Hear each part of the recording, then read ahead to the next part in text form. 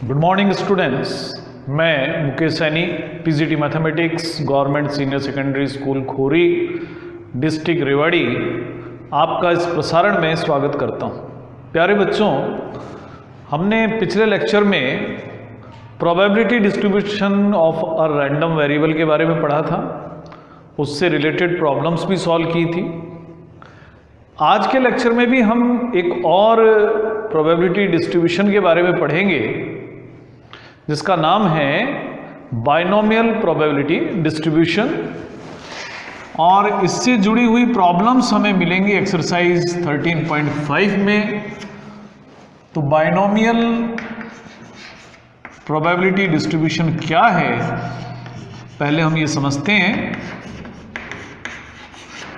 अगर किसी एक्सपेरिमेंट को हम बार बार दोहराएं, तो जब भी हम इसको दोहराएंगे, सपोज हम एक कॉइन को टॉस कर रहे हैं, तो कॉइन को जब टॉस करा जाता है, मान लीजिए हम उसको 6 बार टॉस करते हैं, तो जब भी हम उसको टॉस करेंगे, आप एक बार टॉस करेंगे तो हम कहेंगे कि ये एक ट्रायल है। तो यानी 6 बार टॉस करने का मतलब उस एक्सपेरिमेंट में 6 ट्रायल्स की जाएंगी। तो अगर किसी एक्सपेरिमेंट से रिलेटेड ट्रायल्स इस प्रकार की हैं कि नंबर ऑफ ट्रायल्स फाइनाइट हो, अगर जो ट्रायल्स कर रहे हैं वो फाइनाइट हो। दूसरी बात,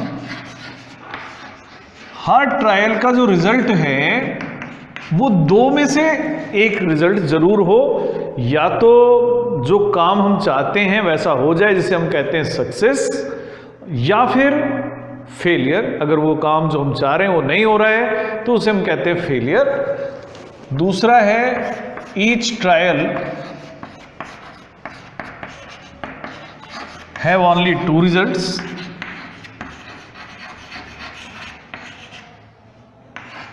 अब 2 रिजल्ट्स हैं, इसको हम कहते हैं या तो सक्सेस या फिर failure.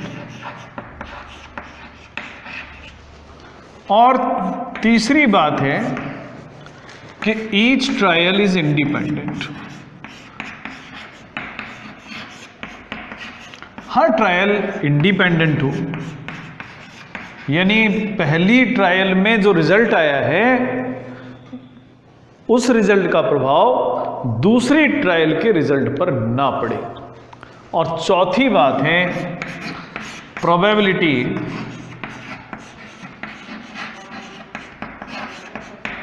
Of success remains same.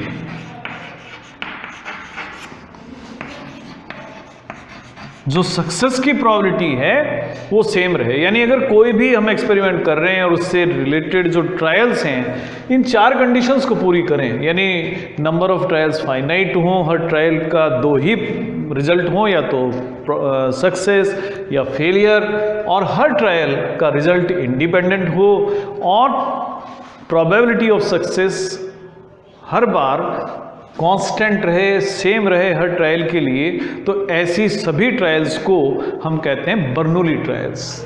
तो ये सारी बर्नौली ट्रायल्स कहलाती हैं।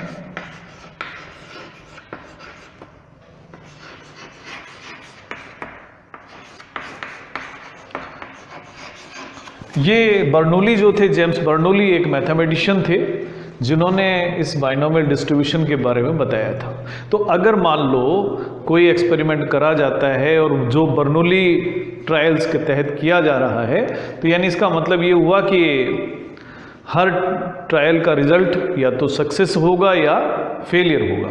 हम मान लेते हैं कि n टाइम्स हम उस एक्सपेरिमेंट को करते हैं और प्रोबेबिलिटी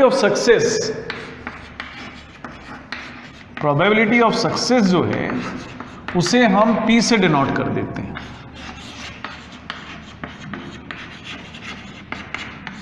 तो प्रोबेबिलिटी ऑफ फेलियर को हम Q से डिनोट कर देते हैं, और निश्चित रूप से P और Q इस प्रकार की इवेंट्स होंगी कि जो दोनों एक दूसरे को कॉम्प्लीमेंट करती हो, यानी Q की वैल्यू 1 माइनस P होगी और P की वैल्यू 1 माइनस Q होगी, यानी हम कह सकते हैं P और Q ऐसी इवेंट्स हैं जिनका सम 1 है।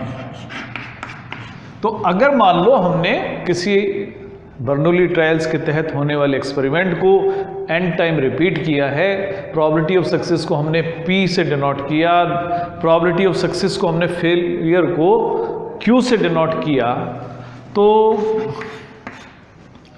नंबर ऑफ सक्सेसेस अगर हम मान लेते हैं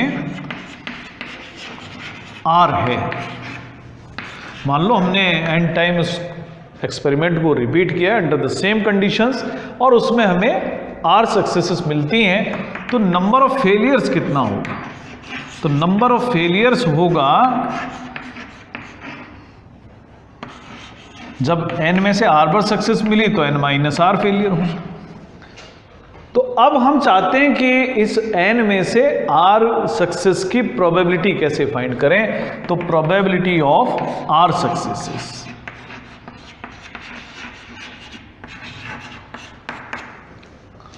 तो आपको एक सक्सेस मिले, एक बार सक्सेस मिले, इसकी प्रोबेबिलिटी P है, 2 बार मिले P इंटू P है, 3 बार मिले P इंटू P है, तो ऐसे R टाइम आपको सक्सेस मिली है और n माइनस R टाइम आपको फेलियर भी मिला है, तो इंटू Q ऐसे n माइनस R टाइम्स। आपने जब कॉम्बिनेशन और परम्यूटेशंस पढ़े थे तो उस समय हमने एक बात पढ़ी थी कि अगर हमें n ऑब्जेक्ट्स में से R ऑब्जेक्ट को सेलेक्ट करना हो तो सिलेक्शन के जो तरीके हैं वो NCR होते हैं। तो आप n टाइम्स में से R सक्सेसेस को अगर सेलेक्ट कर रहे हैं, चूज कर रहे हैं, तो उसके तरीके होंगे NCR। तो यानी R सक्सेस की प्रोबेबिलिटी को हम लिख सकते हैं NCR, P पर R और Q पर n माइनस R, या इसको आप इस तरह से भी लिख सकते हैं NCR Q raise to power n minus R और P raise to power R। तो इस प्रकार से जो भी ट्रायल्स, बर्नौली ट्रायल्स होती हैं, उसके तहत अगर आपने किसी एक्सपेरिमेंट को n टाइम्स किया है तो R टाइम सक्सेस की जो प्रोबेबिलिटी है NCR Q raise to power n minus R into P raise to power R होती है। अब बात आती है कि आप इसको बाइनोमियल डिस्ट्रीब्यूशन क्यों कहते हैं, बाइनोमियल डिस्ट्रीब्यूशन क्या है। तो इसके लिए देखें कि अगर मान लेते हैं कि हमने कोई एक्सपेरिमेंट 2 बार दोहराया है और प्रोबेबिलिटी ऑफ सक्सेस को P लिख रहे हैं, प्रोबेबिलिटी ऑफ फेलियर को Q लिख रहे हैं, तो संभावनाएं हो सकती हैं probability for n equal to 2।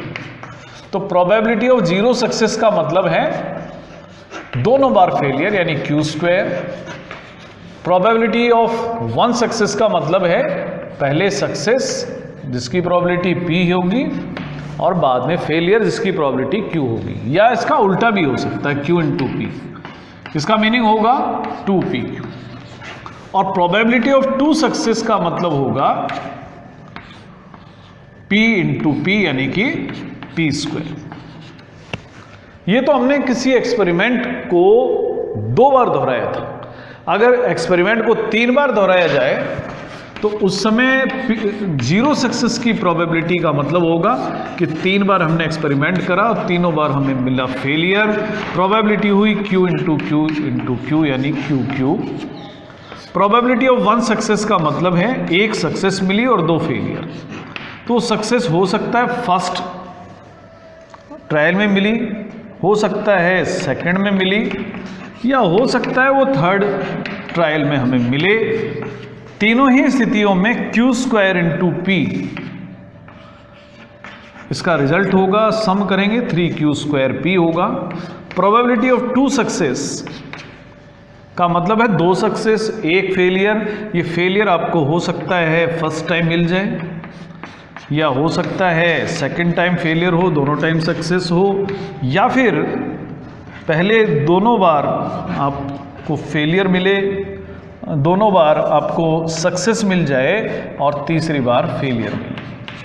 तीनों ही परिस्थितियों में जो रिजल्ट है पी स्क्वायर इंटू क्यू है, यानी इसे 3p into Q square 3q into P square भी लिख सकते हैं।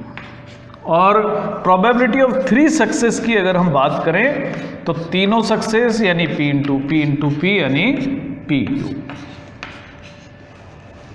अगर हम इनको एक टेबल की फॉर्म में इनको डिस्ट्रीब्यूशन के तहत लिखते हैं, for n equal to 2,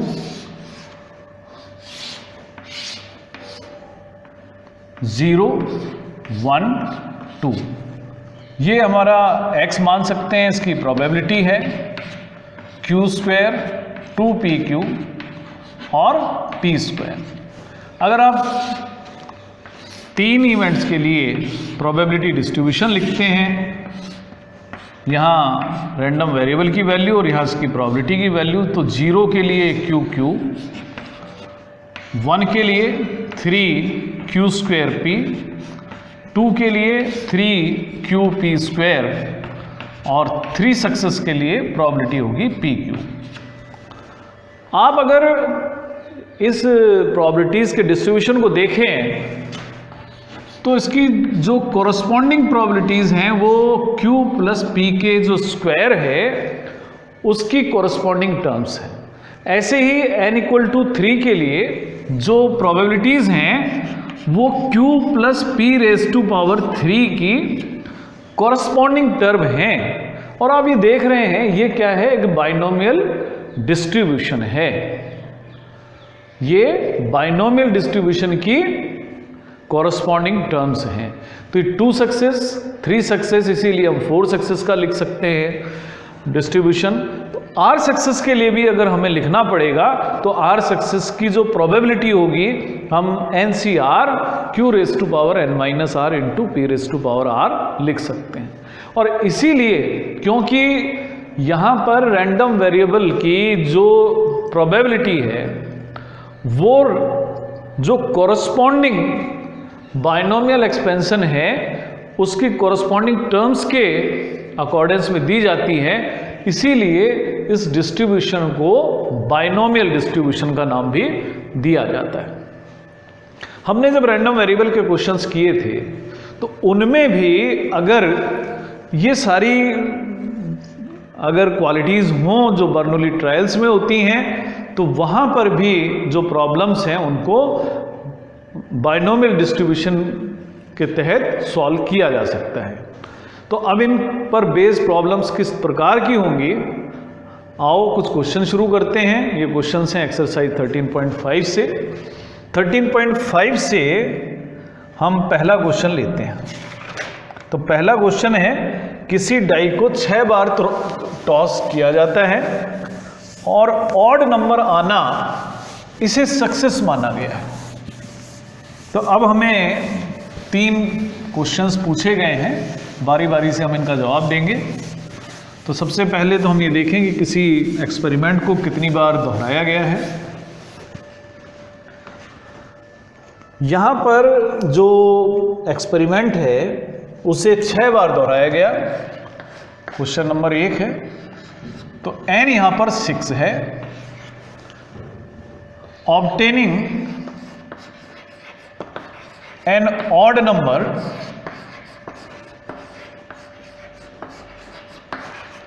is a success. जब भी हम डाई को थ्रो कर रहे हैं और ऑड नंबर हमें मिलता है तो ये सक्सेस है।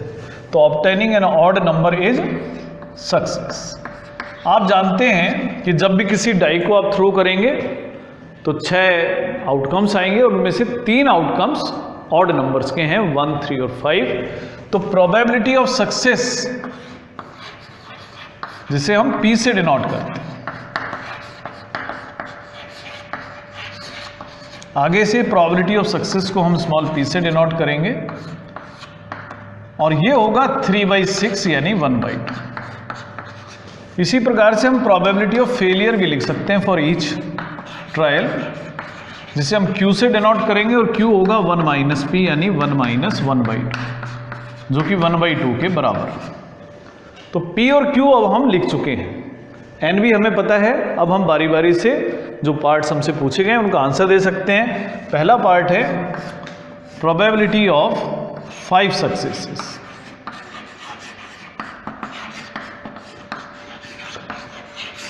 तो 5 सक्सेस की प्रोबेबिलिटी, आपने 6 बार इस एक्सपेरिमेंट को दोहराया, तो ये होगा NCR, हम जो यूज़ करेंगे फॉर्मूला NCR Q⁻n-r और P⁻r। तो यहाँ होगा n का मीनिंग है 6C5, Q का मतलब है 1/2, n यानी 6 है, 6 - 5 यानी पावर 1, और P पर उतनी ही पावर लगानी है जो नीचे लिखा हो यानी 5। एक बात और आप ध्यान रखेंगे, इन पावर्स का जब भी हम जोड़ करेंगे वो हमेशा n के बराबर है। 6C5 को हम 6C 6 - 5 यानी 6C1 भी लिख सकते हैं। 1/2 की 1 पावर और 1/2 की 5 पावर को अगर इकट्ठा करते हैं तो मिलता है 1/2 की पावर 6, और 6C1 का मतलब है 6, तो 6 × 1/64, ये कहें कि 3/32। हमने यहाँ यूज़ किया था कि NCR और NCn-r दोनों इक्वल होते हैं। फिर एक और प्रॉपर्टी हमने यूज़ की थी कि NC1 is always n, therefore 6C1 is 6। ये सारी बातें हम 11th क्लास में पढ़ चुके हैं। अब इसी का दूसरा पार्ट है, इस क्वेश्चन का दूसरा पार्ट है कि एटलीस्ट 5 सक्सेसेस मिले, ये प्रोबेबिलिटी आपको बतानी है। आपने 6 बार इस एक्सपेरिमेंट को कराया है और कम से कम 5 सक्सेस मिले, तो 5 सक्सेस की प्रोबेबिलिटी कम से कम का मीनिंग होगा या तो 5 सक्सेस मिले या फिर 6 सक्सेस मिले।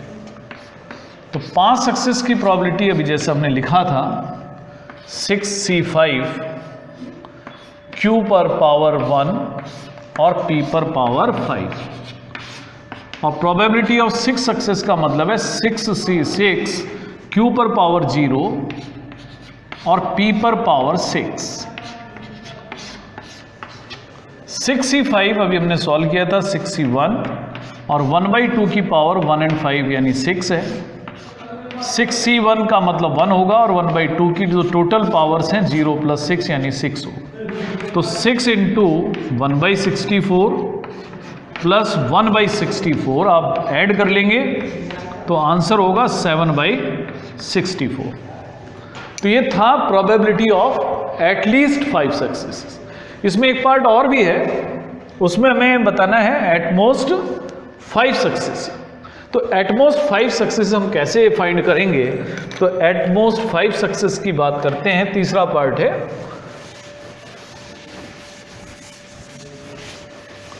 P और Q हम पहले ही फाइंड कर चुके हैं, N हम फाइंड कर चुके हैं। तीसरा पार्ट है प्रोबेबिलिटी ऑफ एटमोस्ट 5 सक्सेसेस। जो सक्सेस मिले अधिकतम 5 संख्या होगी। तो इसका मीनिंग होगा या तो सक्सेस मिले ही नहीं, जिसे हम कहेंगे 0 सक्सेस, या 1 सक्सेस, या 2 सक्सेस, या 3 सक्सेस, या 4 सक्सेस, या 5 सक्सेस। ये है एटमोस्ट 5 सक्सेस।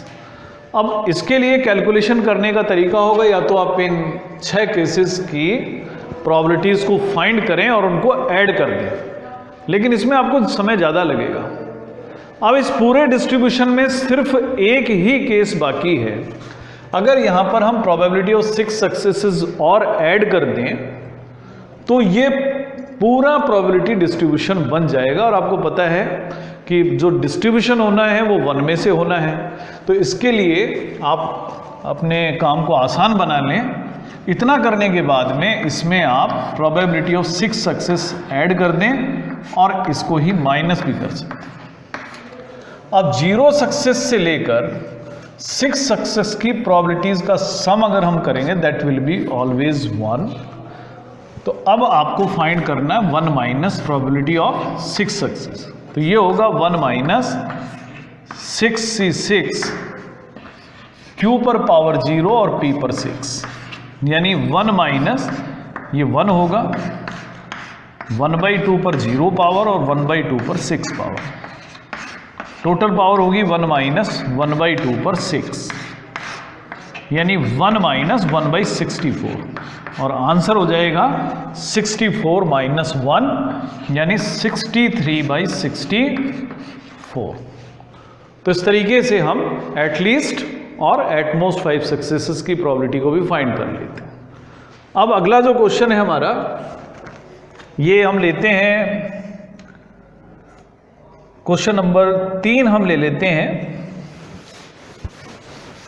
क्योंकि दूसरा क्वेश्चन भी लगभग इसके जैसा ही है जैसा भी हमने क्वेश्चन नंबर 1 किया था। अब तीसरा क्वेश्चन है,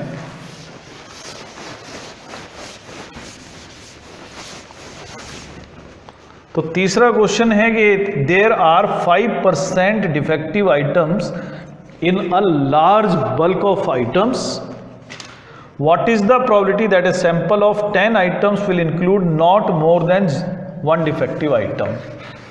एन यहाँ पर 10 है और प्रोबेबिलिटी हमें फाइंड करनी है नॉट मोर देन 1 की, not more than 1 defective item.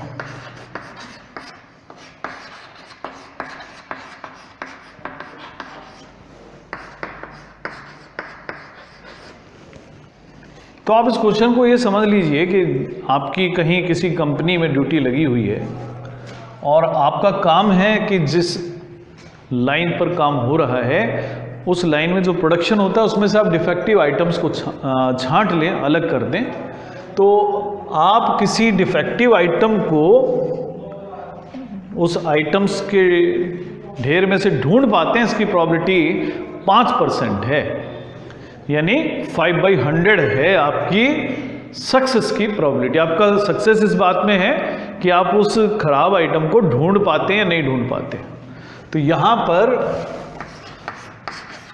Probability of success की हम बात कर रहे हैं, जिसे हम P से डिनोट करेंगे और क्वेश्चन की कंडीशन के अनुसार वो 5/100 है, जिसे आप 1/20 भी लिख सकते हैं। तो प्रोबेबिलिटी ऑफ फेलियर भी आप लिख पाएंगे 1 minus probability of success, that will be 1 minus P, यानी 1 माइनस 1/20 यानी 19/20। तो ये प्रोबेबिलिटी ऑफ फेलियर जिसे हम Q से डिनोट करें। अब आप चाहते हैं कि जो आप आइटम सेलेक्ट कर रहे हैं 10 आइटम्स का एक लॉट है, उसमें एक से ज़्यादा डिफेक्टिव आइटम ना निकलें, तो रिक्वायर्ड प्रोबेबिलिटी होगी कि या तो आपको एक भी सक्सेस ना मिले यानी 0 सक्सेस मिले, या फिर एक सक्सेस मिले। एक से ज़्यादा नहीं होना चाहिए, सक्सेस की जो संख्या है वो एक से ज़्यादा ना हो, यानी 0 हो या 1। अब 0 सक्सेस की प्रोबेबिलिटी यहाँ होगी 10C0 Q⁻10 P⁻0। Probability of 1 success है 10C1 Q⁻9 और P⁻1। 10C0 का मतलब 1 होता है और Q की जो वैल्यू है 19/20 पावर 10, P⁻0 यानी 1 होगा, 10C1 यानी 10, Q का मतलब है 1/19/20 पावर है 9 और P का मतलब है 1/20 पावर है 1। आप इसको सॉल्व करना चाहें तो इस तरह से और सॉल्व कर सकते हैं। 19⁻10 को डिवाइड करना है 20⁻10 से। अगली टर्म होगी 10 × 19⁻9 डिवाइड करेंगे 20⁻9 + 1 यानी 10। तो 19⁻9 आप कॉमन ले लें, 20⁻10 कॉमन ले लें, तो आपके पास बचेगा 19 + 10 यानी 29 × 10⁻9 डिवाइड कर देंगे 20⁻10 से। तो ये हमारी रिक्वायर्ड प्रोबेबिलिटी हो गई। आपको जब इस तरह के बड़े क्वेश्चंस मिलते हैं तो आप उसमें जब कैलकुलेशन करें और आंसर्स को लिखें तो आप पावर्स की फॉर्म में छोड़ सकते हैं। अगला जो क्वेश्चन हम ले रहे हैं वो हम ले रहे हैं क्वेश्चन नंबर 4। क्वेश्चन नंबर 4 है 5 cars which are drawn successively with replacement from a pack of 52 cards, what is the probability that all the 5 cards are spads? 3 part इसमें पूछे गए हैं, तो एक बार फिर हम पढ़ लेते हैं कि 52 कार्ड्स के पैक से 5 कार्ड निकाले जाते हैं। तो हमें इस बात की, और जो कार्ड्स जो निकाले जा रहे हैं एक एक करके निकाले जा रहे हैं, विद रिप्लेसमेंट निकाले जा रहे हैं। विद रिप्लेसमेंट का मतलब है कि ये जो आप कार्ड्स निकालेंगे उसकी प्रोबेबिलिटी चेंज नहीं होगी, यानी probability of success will remain same. इस कारण से ये बाइनोमियल डिस्ट्रीब्यूशन का केस बनेगा। अब हमें बताना है कि जब आपने 5 कार्ड निकाले हैं 52 कार्ड्स में से, तो पांचों के पांचों स्पेड कार्ड हों, ये बताना है। तो यहां पर हम मान लेते हैं फर्स्ट पार्ट के लिए, let obtaining a spade card is success. हमने एक कार्ड निकाला और स्पेड कार्ड हो वो सक्सेस। आप जानते हैं स्पेड के 13 कार्ड हैं टोटल 52 में से, यानी प्रोबेबिलिटी ऑफ सक्सेस जिसे हम P से डिनोट करते हैं वो 1/4 है, इसलिए Q यहां पर 1 - 1/4 3/4। कार्ड्स निकालने हैं यहां पर 5। तो पहला क्वेश्चन है 5 कार्ड निकाले, 5 स्पेड के हो, तो यानी प्रोबेबिलिटी ऑफ 5 सक्सेस। ये होगा NCR यानी 5C5, Q⁻0 होगा P⁻5। 5C5 की वैल्यू 1 होती है, Q0 भी 1 होता है, P की वैल्यू है 1/4, पावर है 5, यानी आप इसको 1/2⁻10 भी लिख सकते हैं, या आप सॉल्व करें तो 1/1024 भी लिख सकते हैं। दूसरा क्वेश्चन है कि जो कार्ड्स हैं उनमें से 3 स्पेड कार्ड हैं, यानी आपको 3 सक्सेस की प्रोबेबिलिटी निकालनी। 5 में से 3 सक्सेस, यानी 5C3, Q पर जो पावर होगा n-r, इन दोनों का डिफरेंस होगा, दैट विल बी 2, और P पर पावर होगी 3। 5C3 का मतलब होगा 5 × 4 × 3, डिवाइड हम कर देंगे 1 2 3 से। Q की वैल्यू हमें मालूम है 3/4, पावर है 2, P की वैल्यू है 1/4, पावर है 3।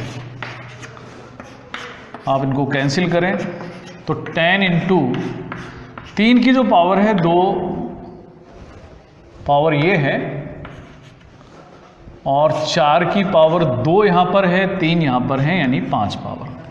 तो 10 × 9, 4 की 5 पावर अभी हमने देखा था 1024 है। आप इसको और कैंसिल कर सकते हैं, ये 5 होगा, 2 से अगर डिवाइड करेंगे तो ये 512, यानी 45/512। ये है प्रोबेबिलिटी ऑफ 3 सक्सेस। ऐसी जो तीसरा पार्ट है उसमें पूछा गया है कि जो 3 कार्ड निकाल रहे हैं, जो कार्ड निकाले जाते हैं 5, उनमें एक भी सक्सेस हमें ना मिले, प्रोबेबिलिटी ऑफ 0 सक्सेस, तो वो भी आप इसी प्रकार से कर सकते हैं। तो आज हमने शुरुआत की है कुछ क्वेश्चंस की जो बाइनोमियल डिस्ट्रीब्यूशन पर बेस्ड हैं। इसके बचे हुए क्वेश्चंस हम अगले भाग में करेंगे। आज के लिए इतना ही, धन्यवाद।